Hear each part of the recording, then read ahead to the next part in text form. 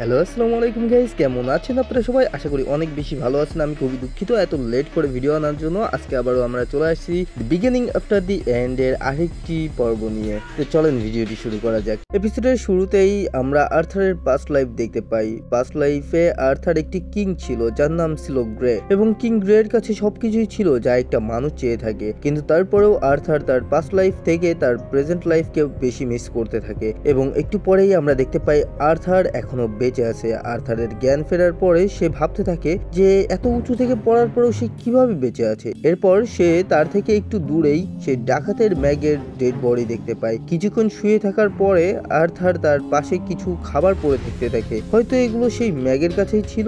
Arthur সেগুলো নেওয়ার চেষ্টা করে কিন্তু পারে না। এরপর সে তার হাতের মাধ্যমে নিজের শরীরটাকে অনেকটা টেনে সেই খাবার পর্যন্ত পৌঁছায় এবং সেটা সে খেতে সক্ষম হয়। এরপর আর্থার কিছুক্ষণের জন্য ঘুমিয়ে পড়ে। ঘুম ভাঙার পরে আর্থার আবারও উঠে দাঁড়ানোর চেষ্টা করে কিন্তু সে পারে না। এরপর সে শুয়ে থেকে নিজের মানাকে ইউজ করে এবং নিজের বডিকে ইনহ্যান্স করতে থাকে, এবং অবশেষে অনেকক্ষণ চেষ্টা করার পরে সে উঠে দাঁড়াতে সক্ষম হয়। এরপর সে ডাকাতের ম্যাগের শরীর থেকে তার ছোট সেই ছুরিটি বের করে নেয়। সে নিজেকেই বলে আমাকে সামনের দিকে যেতে হবে, আর এরপর সে সামনের দিকে যেতে থাকে। বাট তখনই কেউ একজন হঠাৎ বলে ওঠে, ওহ তুমি এখনো বেঁচে আছো।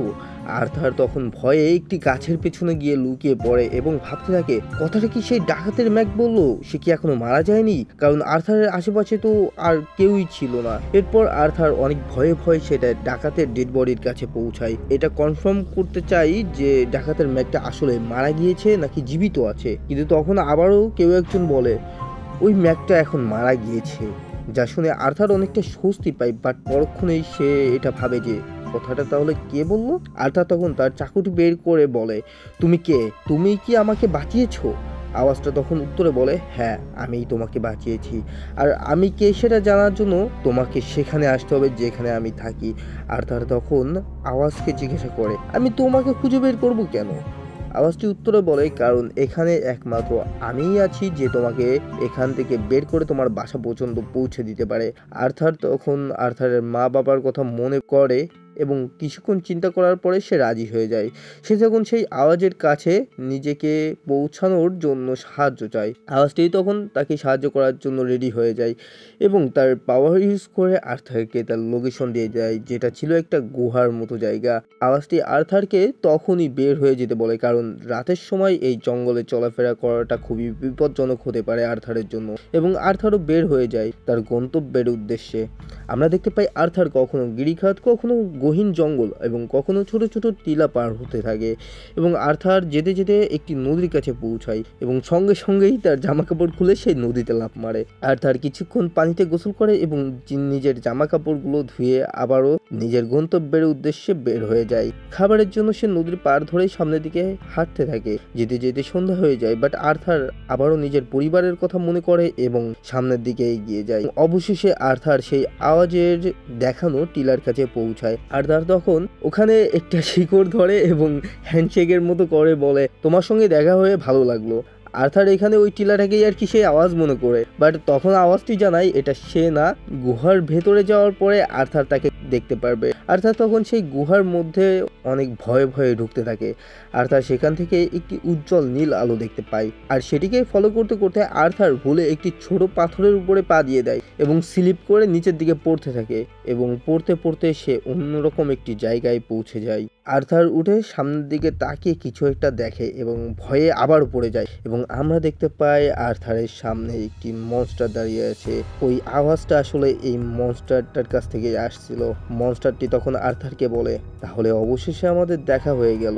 মনস্টারটি তখন আস্তে আস্তে আর্থারের দিকে আসতে থাকে। আর্থার অনেক বেশি ভয় পেয়েছিল।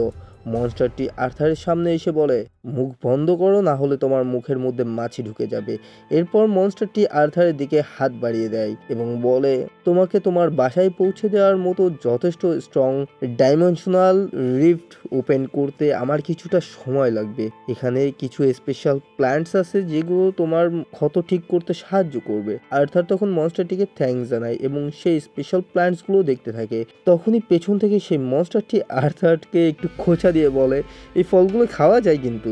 এরপর আর্থার সেই প্ল্যান্টসগুলোর রস নিজের ক্ষতস্থানে লাগায় এবং পরে মনস্টারটির সঙ্গে বসে বসে সেই স্পেশাল প্ল্যান্টের ফল খেতে থাকে। খেতে খেতে আর্থার মনস্টারটিকে উদ্দেশ্য করে বলে, আপনি বলেছিলেন আপনি একজন মহিলা, কিন্তু এমন কিছু কি আছে যেটার বলে আমি আপনাকে ডাকতে পারবো? তখন মনস্টারটি জানায় তার নাম সিলভিয়া। আর্থার সিলভিয়াকে আরো কিছু প্রশ্ন জিজ্ঞাসা করে, যেমন এটা কোন জায়গা, সিলভিয়া এখানে একা কেন আছে, সিলভিয়া কোথা থেকে এসেছে এবং সিলভিয়া তাকে কেন বাঁচালো। আজকের ভিডিওটা এখানেই শেষ করতে হচ্ছে। আশা করি আপনাদের কাছে ভিডিওটা ভালো লেগেছে। যদি ভালো লেগে থাকে তাহলে অবশ্যই একটি লাইক করে দেবেন এবং চ্যানেলটি সাবস্ক্রাইব করতে ভুলবেন না। আমি এখন থেকে রেগুলার ভিডিও দেওয়ার চেষ্টা করব। আমি খুবই দুঃখিত যে আমি রেগুলার ভিডিও দিতে পারিনি, মাঝখানে অনেক দিন গ্যাপ চলে গিয়েছে।